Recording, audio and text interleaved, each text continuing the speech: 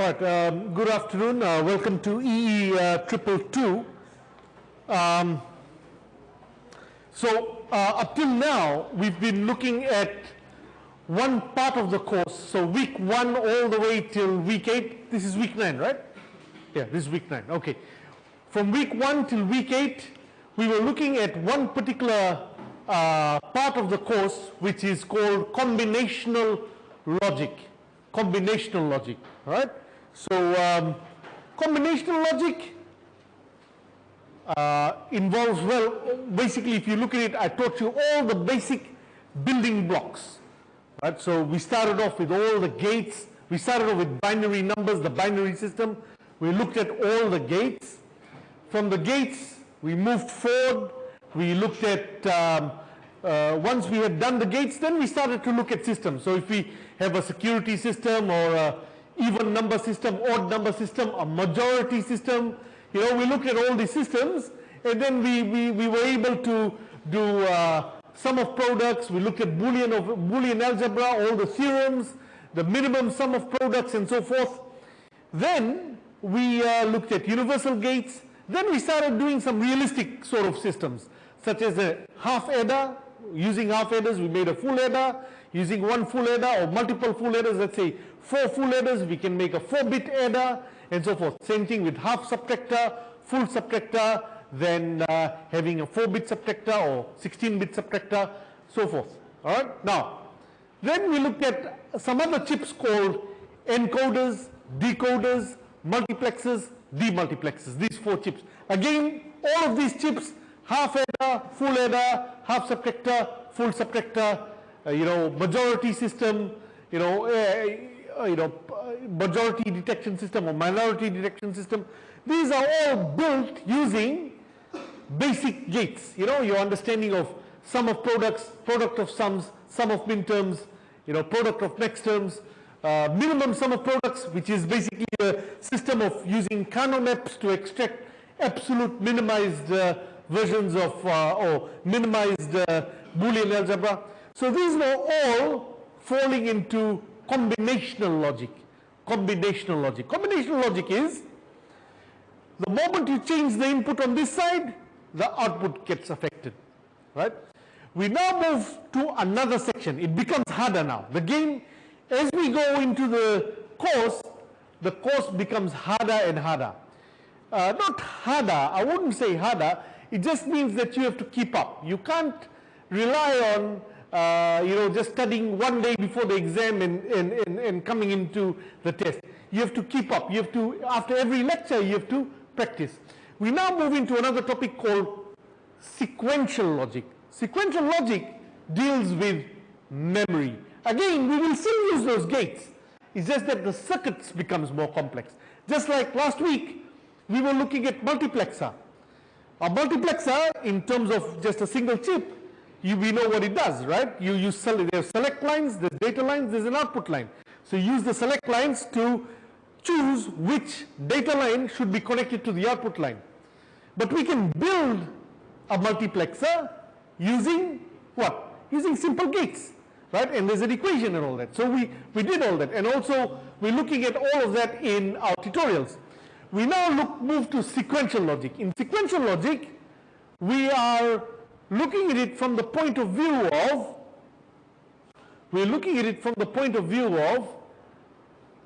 of memory.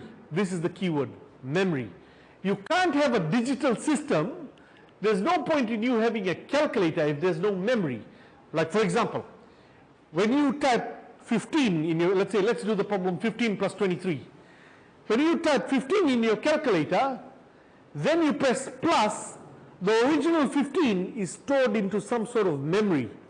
Then you put 23, right, and you press equals, then the 15 plus 23, then it does the sum. So you need memory in any system in order to facilitate a real workable machine, right? You can't have a system without memory. And that is what is missing in combinational logic. Combinational logic is only the circuit which will do the execution. It will do the addition. It will do the subtraction, right? The memory is the key part. So let's now talk about sequential logic. Let's now talk about sequential logic. All right. Okay. So we are on. All right.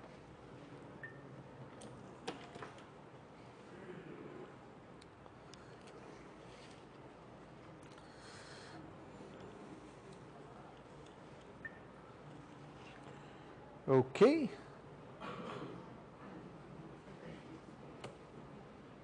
Something wrong here?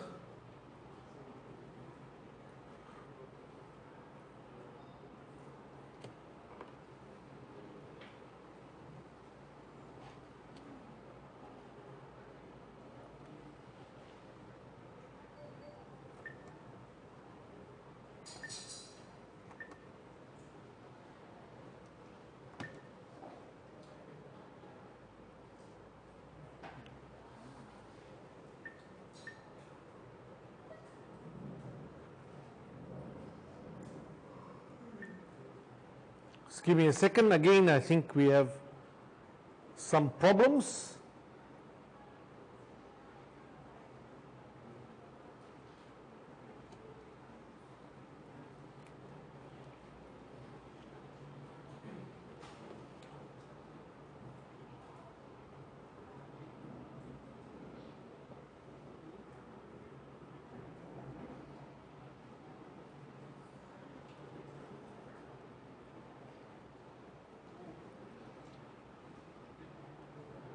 Okay, yeah, we're getting somewhere. Okay, nice.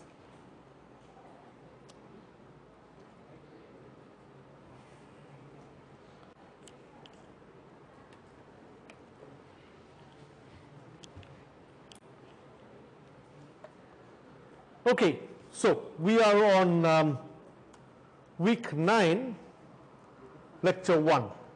And the point I wanted to make, guys, is that I encourage you, there's about 40 students in class, I strongly encourage you, I said this last week, to attend the lectures, because from here on, things start to become a slightly trickier, slightly more trickier. They're not as plain sailing as combination logic. Combination logic was common sense. A lot of things was common sense, and you rely a lot on your secondary school knowledge. From here on, you are going to use, and also I understand that you are doing CS211. In CS211, did you guys study multiplexers, demultiplexers, decoders, encoders? So there's a lot of overlap between what we did in CS211 and the combinational logic part, right? So you guys did multiplexers as well in there, right? So there's a lot of commonalities. From here, it becomes minimum in common. So you've got to pay attention. Today's date is thank you, 24th. Okay, so we are doing now a topic we have completed.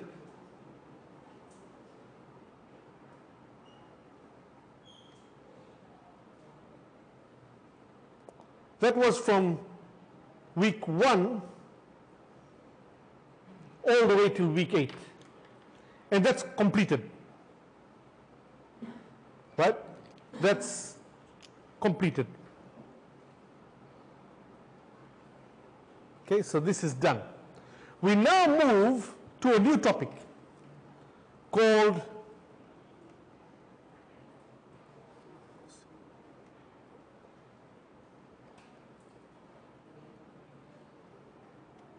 and this will go all the way. Okay, we now at the start of this particular topic. All right? Okay. And what sequential logic deals with is memory. Right? And I'll draw you a big block diagram later on. But I want to get into it straight away because we've got week 9, 10, 11, 12, 13. We've got 5 weeks.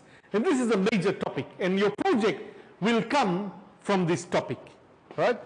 So you're over here, as far as your outcomes are concerned, your project, which is 20%, will come from here. Your short test number 2, which is 7.5%, will come from here. Then 60 out of 100 marks of your final exam, which is roughly, what do you say, 60 out of 100 times 50%, which equals to what?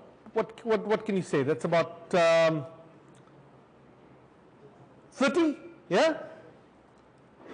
So 30%, okay, in the 30 out of 50, out of 50% from your final exam.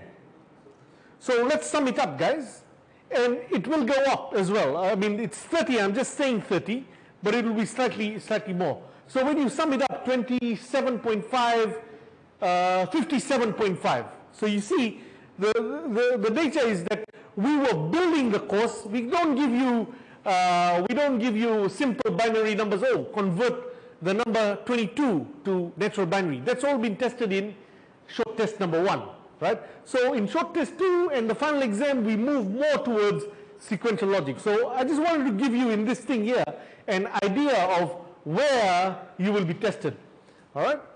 In short test 2, we will break it up. If I see the attendance is falling low, I will have quizzes, and then maybe in 1% quiz or 2% quizzes along, so that your short test 2 will be just a very small percentage. Okay, now, right, let's start off with the first thing. So sequential logic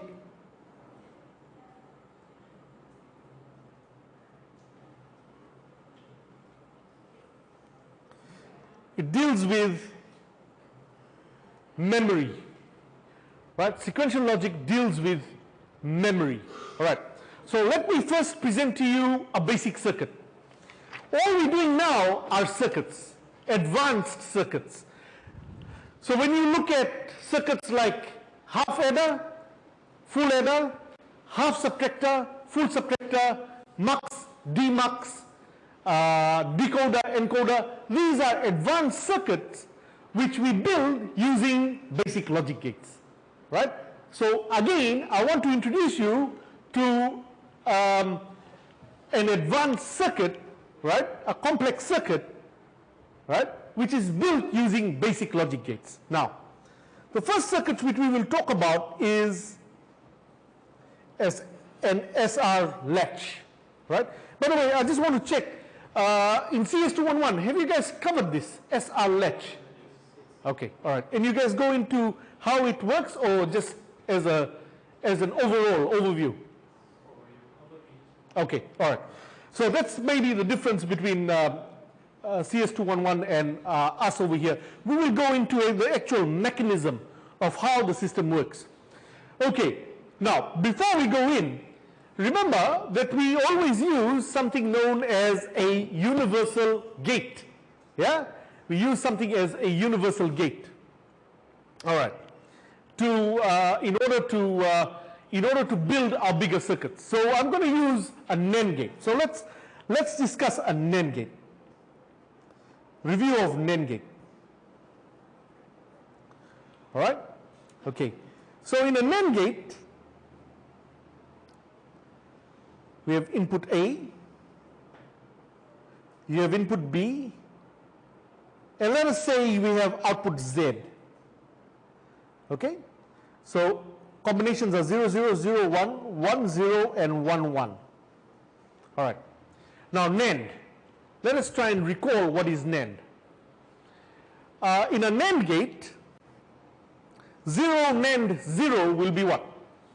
Will give you a 0 NAND 0 will be a 1. 0 NAND 1 will be a 1. 1 NAND 0 will be a 1. And 1 NAND 1 will be a 0. Right? It's the exact opposite of AND. I mean, this is all basic stuff now for you guys. Right? Okay. I want you to now consider the following gate. The following circuit. Very simple circuit. Right? Tell me what would be the output if you have 0 and a don't care in this particular circuit? Yeah? 1. No matter what we feed into X, the moment you have a 0 going into a NAND, right, your output is fixed to 1. What do we call this particular scenario? What is the 0 become for the NAND circuit? The 0 becomes the null element. Yeah? 0 becomes the null element for the NAND gate. Right? Why? Because no matter what we feed in, it fixes the output. So no matter what we feed into the second input, if one of the inputs is 0, the output will always be fixed to 1. And for the AND gate, what was the null element? For the AND gate, it became the 0 was the null element. So no matter what we feed in, the output was 0. What was the null element for the OR gate? It's 1. No matter what you feed into the second input, the output will always be 1. So you have this. So no matter what, so you can write this down. I'm not going to write it down. No matter what we feed in to the second input, if there is a 1 in the input, if there is a 0, if there is a 0 in the input, if one of the inputs is 0, the output will automatically be flipped to 1, forced to 1. So we pick this here basically from this, right? One of the inputs is a 0. All right? Okay. Right. Let us now consider, I think I'm going to flip over the page. So everyone happy with this? This is very basic. Everyone strong here? Okay. Let us now consider our first circuit, which is known as the SR latch. So I'm just going to put it on the next page because I want to put everything on the same page here. All right? Okay. So the SR latch looks like this.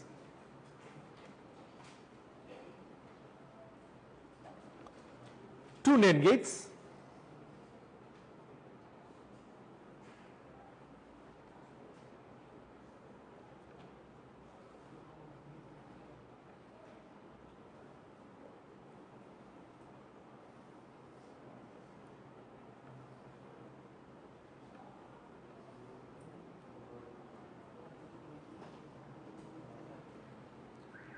Have a look at this circuit, guys. How many gates? How many gates? Only 2.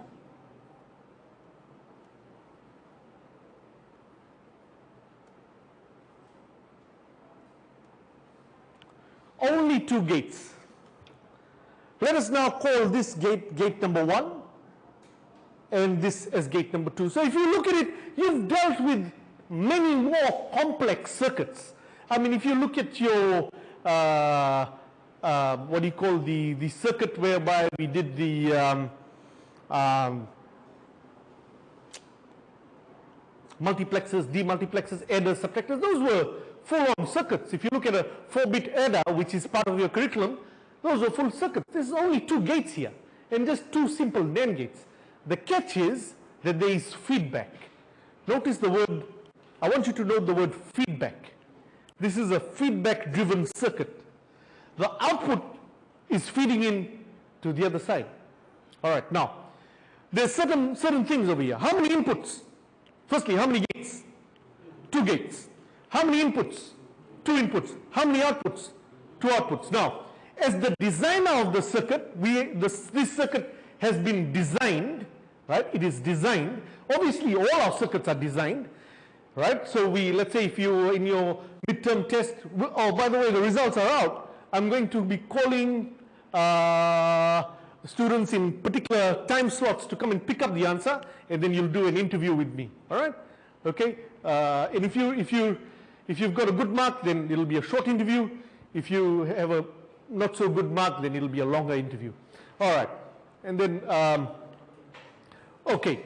So there's 2 inputs, 2 outputs. All our circuits, right from the beginning, when we did the majority system, when we did the half adder, when we did the full adder, mux, they're all designed This is also designed. The purpose of this circuit is to store 1 bit. This circuit stores 1 bit. Right? You can note it down. Stores 1 bit. Right? So obviously, if you need to do more, if you want to save more, you're going to have multiple pieces of this circuit. Right? Okay. Now, another thing of this design is 2 inputs, 2 outputs. There's feedback. The Q output goes in here. So we've labeled that as Q. Right? And we've labeled this as Q bar. So what does that mean? This circuit, we've designed it in such a way that whatever is here, what will be happening in Q bar? It will be the exact opposite. Right? So whatever is in Q, the exact opposite should show in Q bar. So if Q is 1, Q bar should be 0. And if Q is 0, Q bar should be 1. So that is the purpose of the design. That is how we have designed the circuit. There are 2 inputs, 2 outputs. The output should always be opposite of each other. So let's now look at the truth table. Okay, let's look at the truth table. Okay, so scenario, there's a couple of possible scenarios. S, R,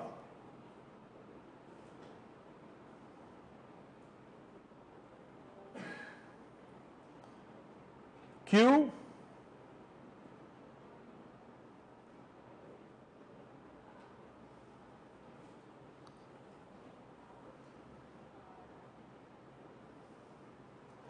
Q bar.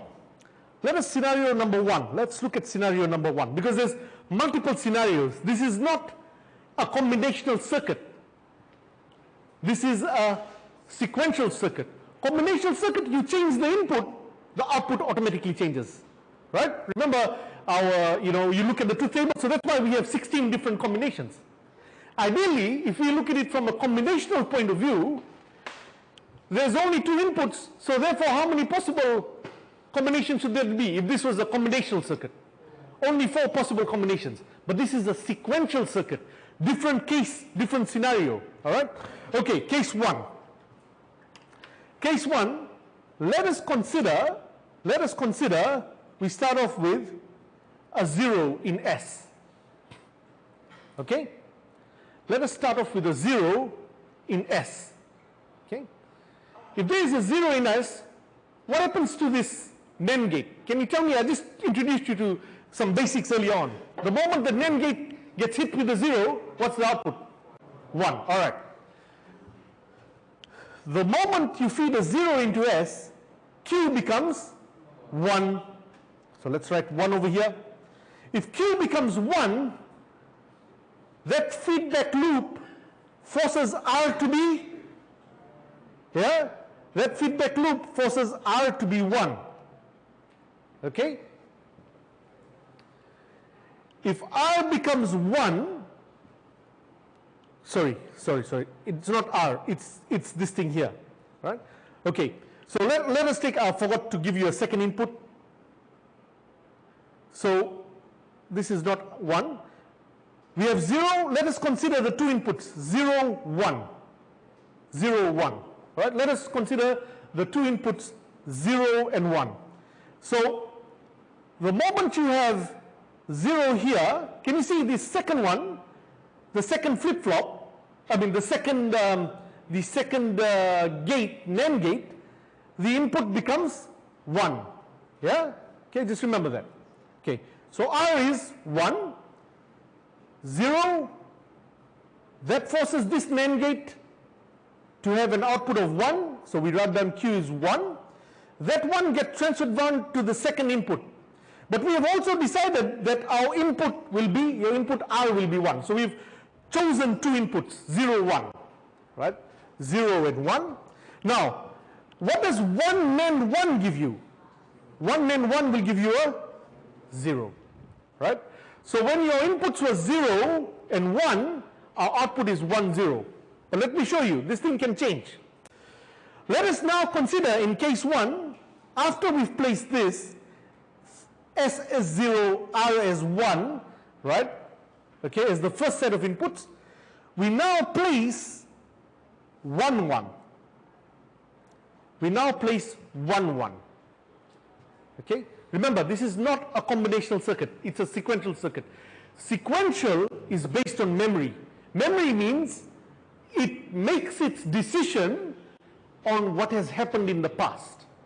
Like for example, conventional is, let me give you in a more like a human sort of story. A combinational circuit behaves in this way. You go and steal your brother's or your friend's lolly, right? Or his chocolate, okay? You steal his lolly, right? And he comes to become aware that you stole his lolly, but he doesn't do anything. You go next time, you steal it again. He leaves it in the same container, in the same place, in his bedroom, right? In the container, in the same place. He doesn't lock it up. He leaves it. And then you go and tell him, I stole your lolly. He doesn't do anything. Next time around, you go and steal it again. Next time around, you go and steal it again. No changes to his behavior, right? Okay, that's combinational. Combinational behaves in that way. Whatever combination, so basically maybe your parents told him, no matter what your brother does or what your sister does, don't change your behavior. It's fixed. With combination, the behavior of the circuit is fixed. So whatever input you give in, it will give the same output each and every time, right? Okay, okay. Sequential circuit, it has memory, right? So the first time around, when you go and steal the lolly, right? Okay, and you tell him that, hey, I stole your lolly. So what it does, what does it do? It modifies its behavior.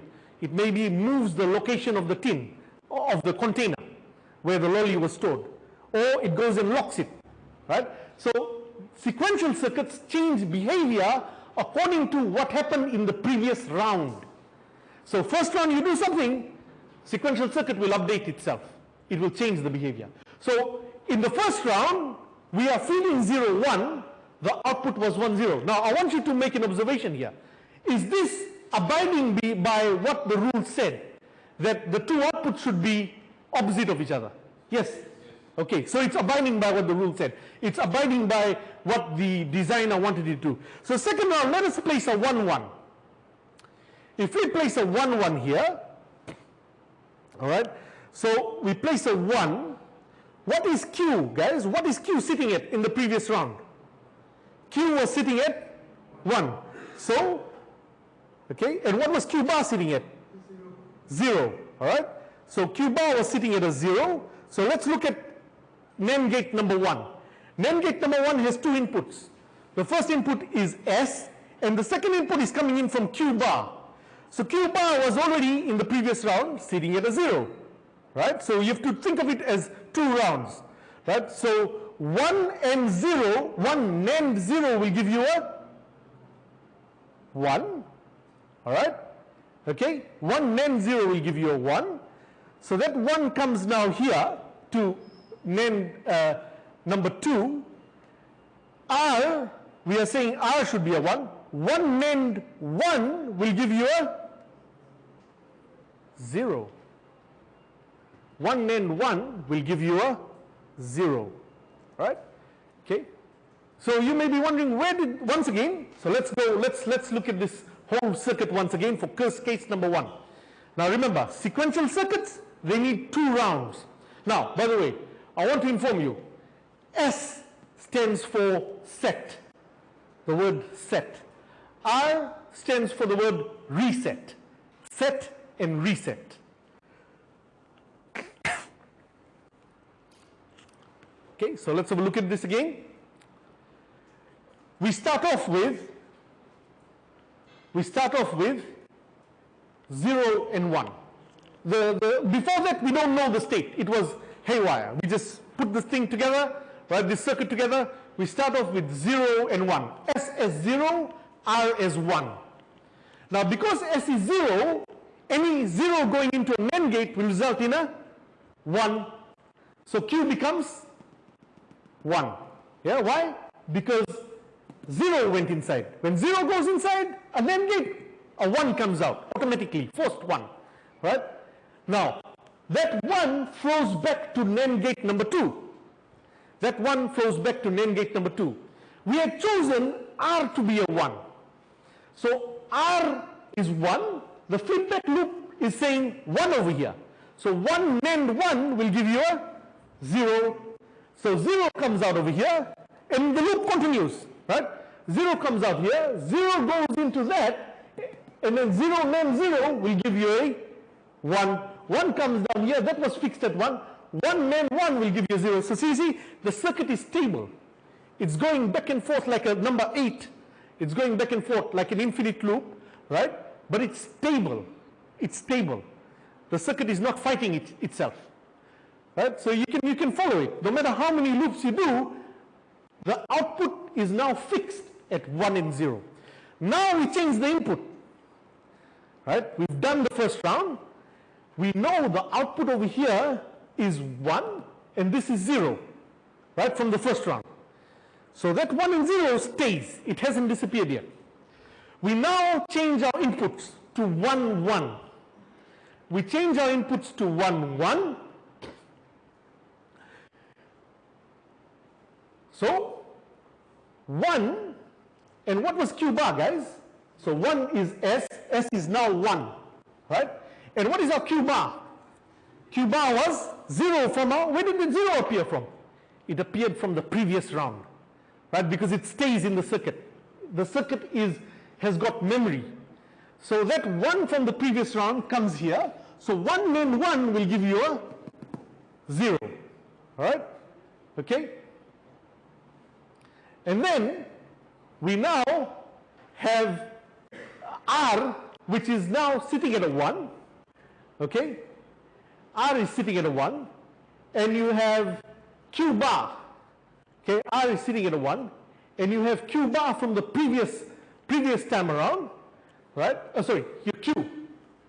So 1 and 1 will give you, 1 NAND 1 will give you a 0, right? Let's have a look at another case, and yes, soon you'll start to get familiarized with what's happening here.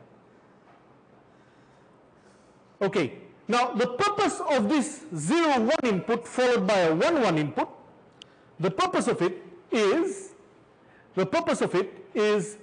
to make Q to have 1, right? To force Q to save 1, right? Q bar will always be the opposite of Q. Right, let's now look at the other case. So this is the set. The first case was the set case. Now let's look at another case. Let us now consider 1 and 0. Let's now clean up the whatever memory we have of the of our thing, and let's now insert 1 and 0 into our particular system.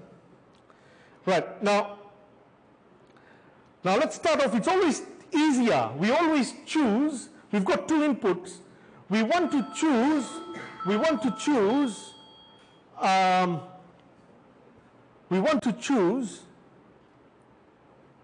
right, the input whereby the input is 0. Why? Because we know the output will be 1. You may be always worried about which input should I choose.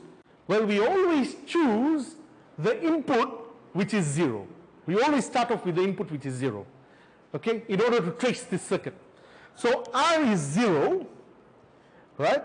Obviously Q bar will become, R is 0, Q bar will become 1, all right? Q bar goes into 1. S was 1. 1 NAND 1 will give you 0, all right? 1 NAND 1 will give you 0. Then what happens here, guys? Well, this Q, which is 0, flows down over here, right? Then what was R in the first place? 0. 0 NAND 0 will give you 1, right? That 1 flows back over here. What was S? It was a 1. 1 NAND 1 will give you 0. Can you see the circuit is stable? So no matter how many loops you do, go back and forth, you know, you go this way, out, go back in over here, out, back in over here, out, back in. You'll find that the answer remains as 0, 1. Can you see the output remains 0, 1? All right. After we have done this first round, so always in the first round, you either supply a 0, 1 or a 1, 0. So this circuit is a memory circuit. You can't use it anyhow. You see, in a combinational circuit, you plug in your inputs, whatever combination it is. Let's say it was the problem which you guys did in the midterm test. What is it? Like mode 1 and mode 2. One was a multiplying thing, and the other one was what is it? Even number, odd number, or something. So we put it into mode 1, and you plug in the input, bang, the answer comes out. Now, sequential circuit. That was combinational circuit. Whatever your inputs are, the output. In sequential circuit, you have to operate it in a proper manner. Like for example, when you look at your calculator, if you want to save, let's say you have the answer comes out as number 28. If you want to save that, there's a proper procedure to save it. What do? We press the M plus button or something like that? Shift and store. Yes. You press shift and store, right? There's a procedure to store. So similarly, there is a procedure. In this circuit, there is a procedure to store. If you want to store 1 in Q, right? If you want Q to have 1, right? You have to start off with 0, 1. Set, reset, right? If you want Q bar to have 1, you have to start with 1, 0, right? And then, what do you have to follow it up with? You have to follow it up with a 1, 1. What does the 1, 1 do? It's like you know, you first press the number, then you press shift, then you press store. There's 2 buttons. 2-step process. That's what I'm trying to say here. There's a 2-step process. First you start off with what you want to do, because remember, it's only 1 bit. There's only 2 possible combinations. Either you're storing a 1 in Q, or you're storing a 0 in Q, right? So the first step is to choose. And how do you choose? You choose using set, reset, right? So if you choose 0, 1, the Q will become 1. If you choose 1, 0, the Q will become 0. All right. So in the next round, we choose 1, 1. Okay. Step 2. So case 2, step 2. Case 2, step 1, step 2. Those two go together. Right? Okay. Now because you have 1, 1, now let's look at the circuit. Let's look at the circuit. Okay. We have 1, 1.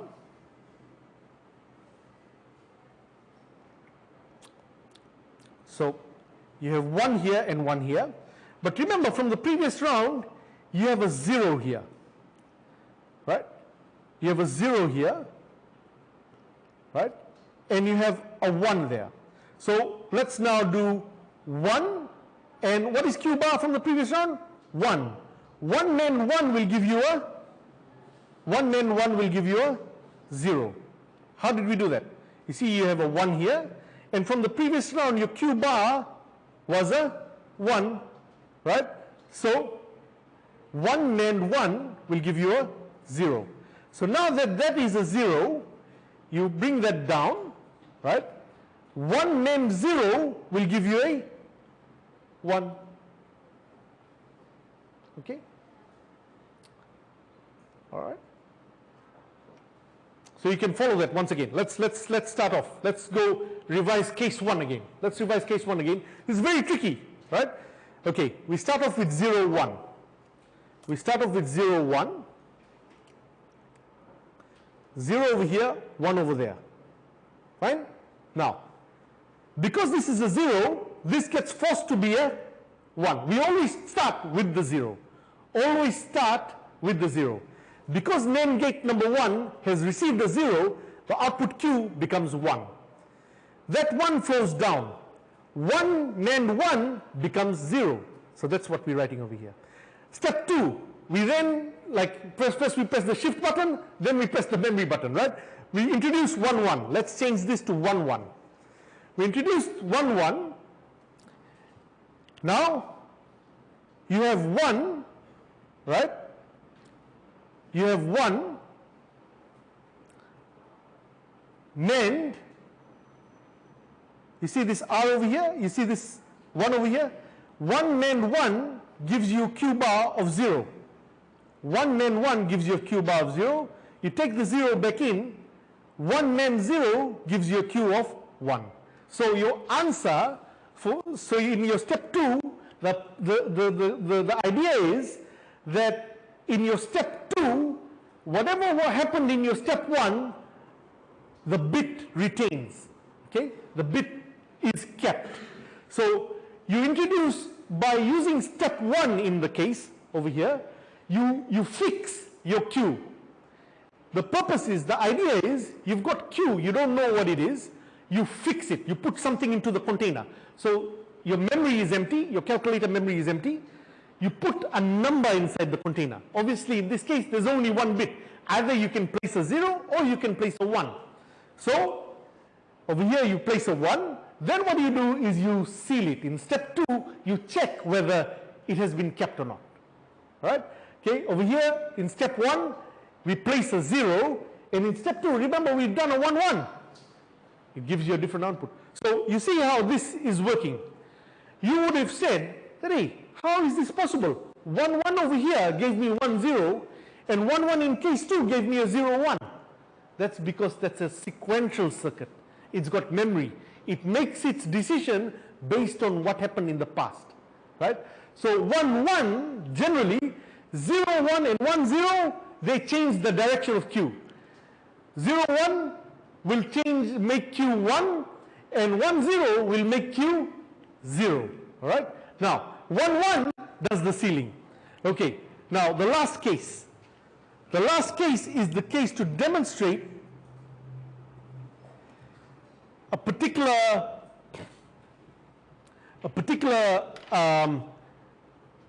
case which is not in use. Right?